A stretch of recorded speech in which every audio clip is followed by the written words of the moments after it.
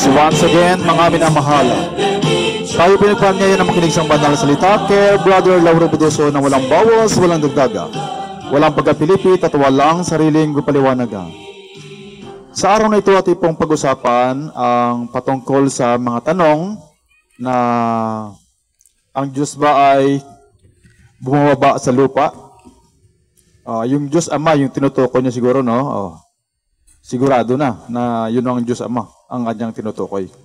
Ayan, no? Pero bago yan, no? Ating may pakinggan tayo, no? Patungkol dito. Siya ay nagtatanong at pakinggan natin kung ano yung sagot ni Brother.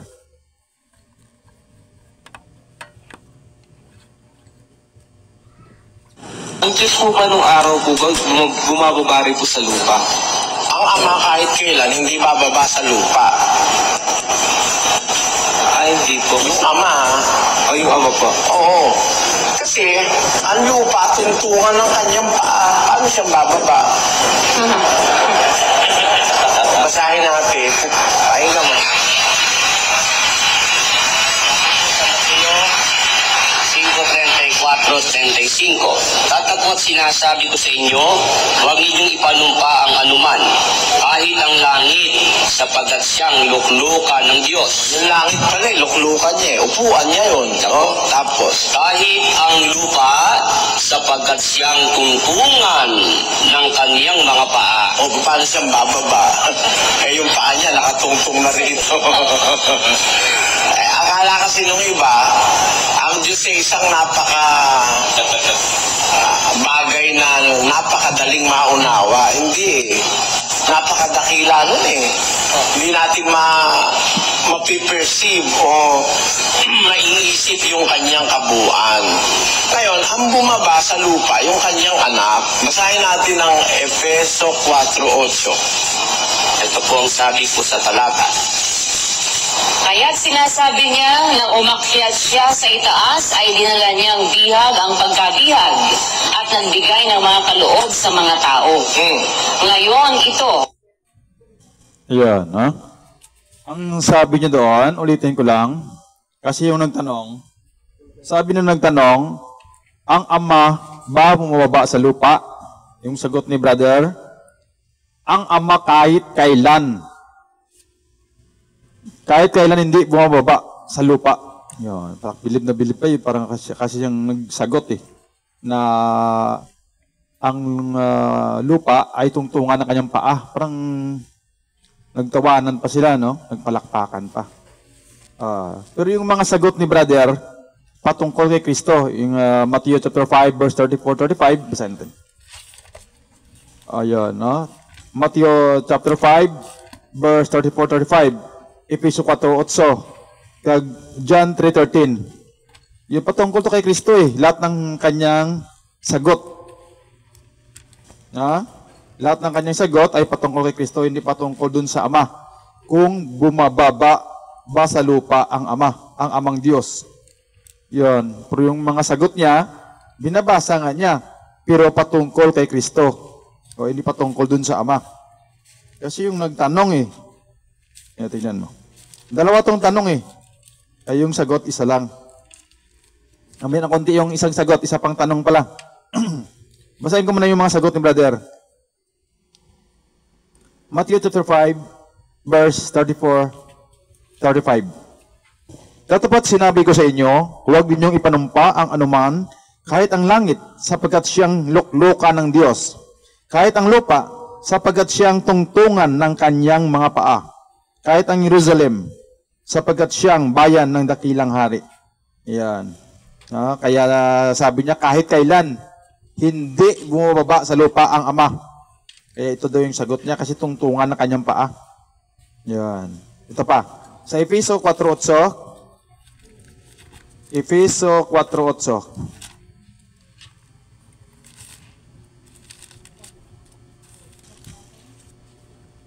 Kaya't sinasabi niya, nang umakyat siya sa itaas, ay dinalan niyang bihag ang pagkabihag at nagbigay ng mga kaloob sa mga tao. Ngayon ito, umaakyat siya. Ano ito? Kundi siya'y bumababa rin naman sa mga dakong kalaliman ng lupa. Yan, patungkol to kay Kristo No? Kasi John 3:13. No? Baka sabihin mo, bilis-bilis mong basa. Kasi patungkol naman to kay Kristo yung sagot niya eh. Kaya kahit bilisan ko man, no? Patungkol to kay Kristo eh. Ayan. John 3:13. John 3:13.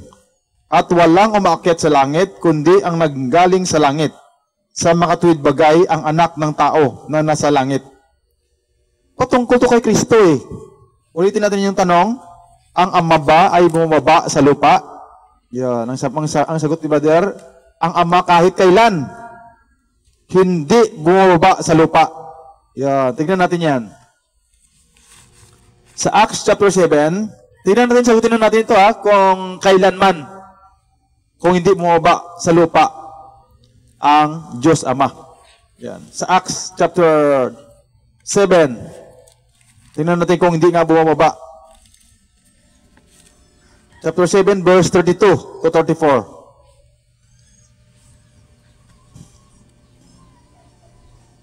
Ako ang Diyos ng inyong mga magulang, ang Diyos ni Abraham, at ni Isaac, at ni Jacob. At si Moises ay nanginig at hindi nangahas tumingin. At sinabi sa kanya ng Panginoon, alisin mo ang mga pangyapak sa iyong mga paa, sapagkat ang dakong kinatayuan mo ay lupang banal. 34. Totoong nakita ko ang kapigatian ng aking bayang nasa Ehipto, at narinig ko ang kanilang hibik, at ako'y bumaba, ayan, upang sila'y iligtas. Ayan, sabi ulitin ko. Totoo nakita ko ang kapigatian ng aking bayang nasa Ehipto, at narinig ko ang kanilang hibik, at ako'y bumaba. Yun, bumaba siya sa lupa. At ako'y bumaba. Pero wait ka ha, baka sa'yo mo dinugtungan mo Wait, sandali lang.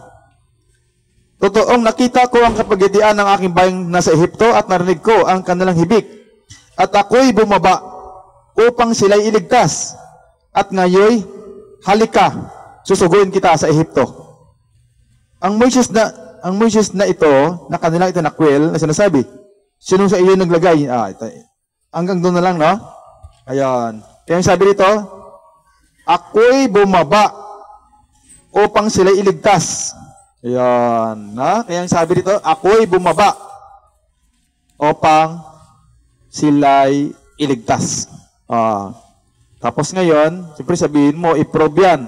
No? I-prove na bumaba siya. Sa Exodus chapter 33, dapat makita yan. Ma-prove. Hindi pwede na basahin mo na. Dapat ma-prove na nakita siya ng isang tao. Dapat ma-prove na ang Diyos Ama ay nakitang bumaba sa lupa. Bumaba siya. Exodus 33. Kasi sabi ni brother kahit kailan. Yan, ang sabi niya, kahit kailan hindi bumaba. Kahit ulitin niyo mong record kahit kailan hindi bumaba. Sabi niya. Ito, basahin natin. Sabi niya noon binasa natin sa Acts 7:34. 34 ba yun? Na ako'y bumaba, sabi ng Panginoon. Kaya i-prove natin na bumaba talaga siya. Sa Exodus 33, verse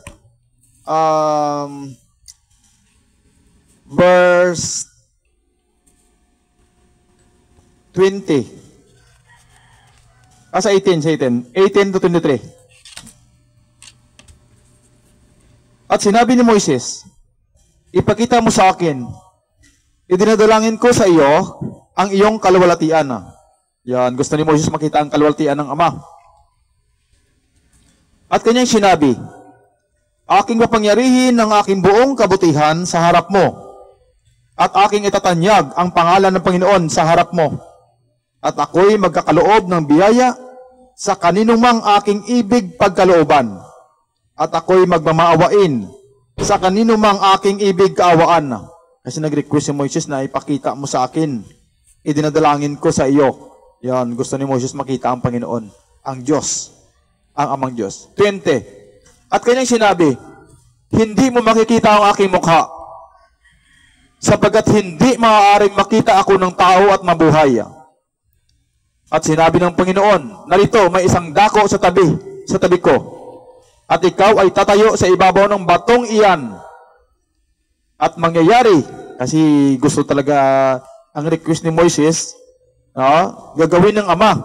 Kasi sinabi niya, aking pangyarihan ng aking buong kabutihan sa harap mo, at aking itatanyag ang pangalan ng Panginoon sa harap mo, at magkakaloob ako ng biyaya sa kaninumang aking ibig pagkalooban.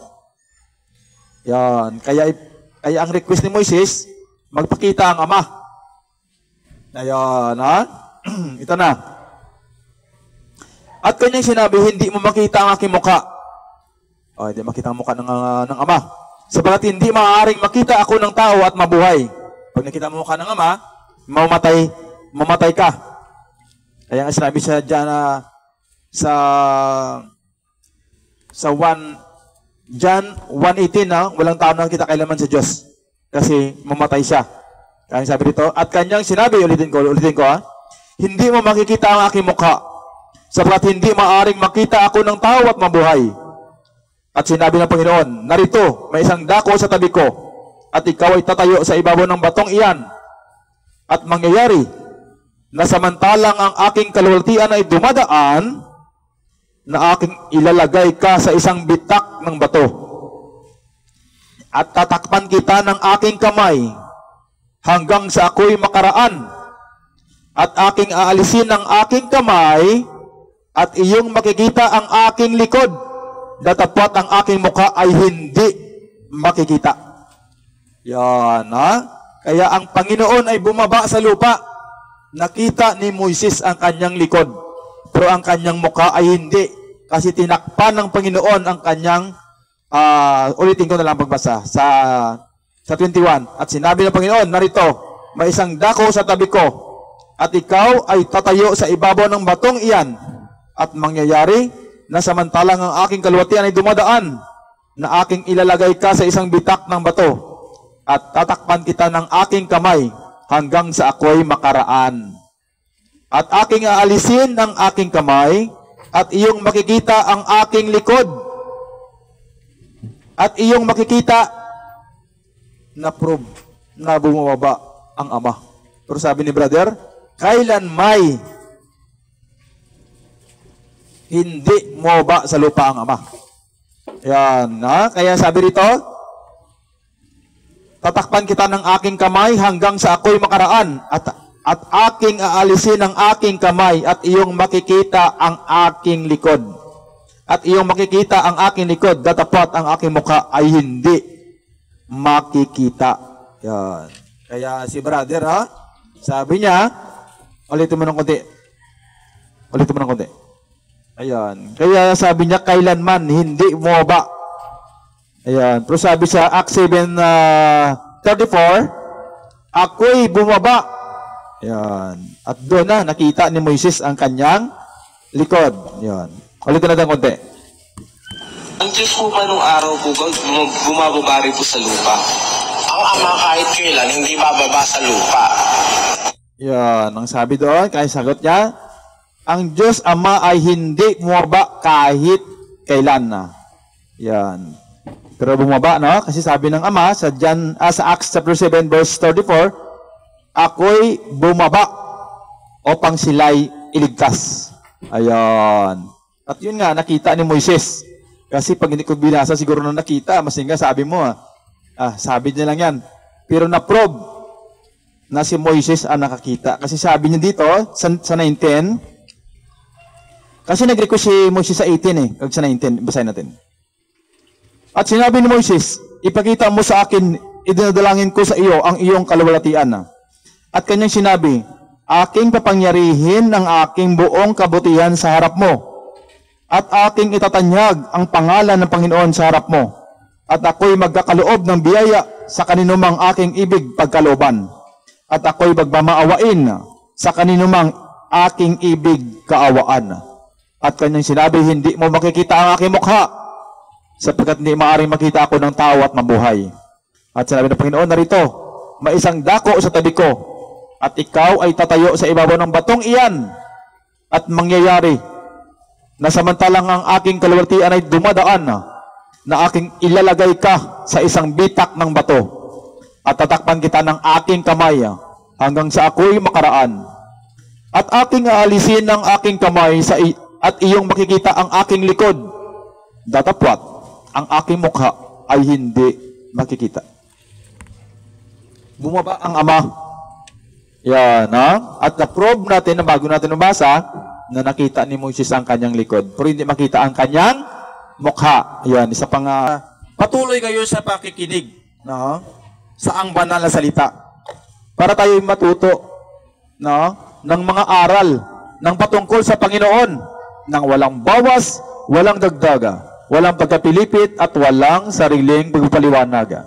So, salamat sa Panginoon at tayo po'y nakatapos na naman, no? Sa mga aral ng Panginoon.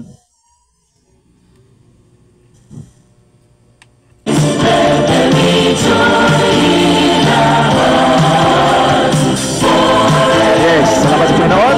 At tayo nakatapos na naman sa makinig ng mga aral patungkol sa salita ng Panginoon. For the Church of Jesus Christ, the Lord and Savior Sabia. God bless everyone. God bless Philippines. Always smile and always remember, Jesus loves us.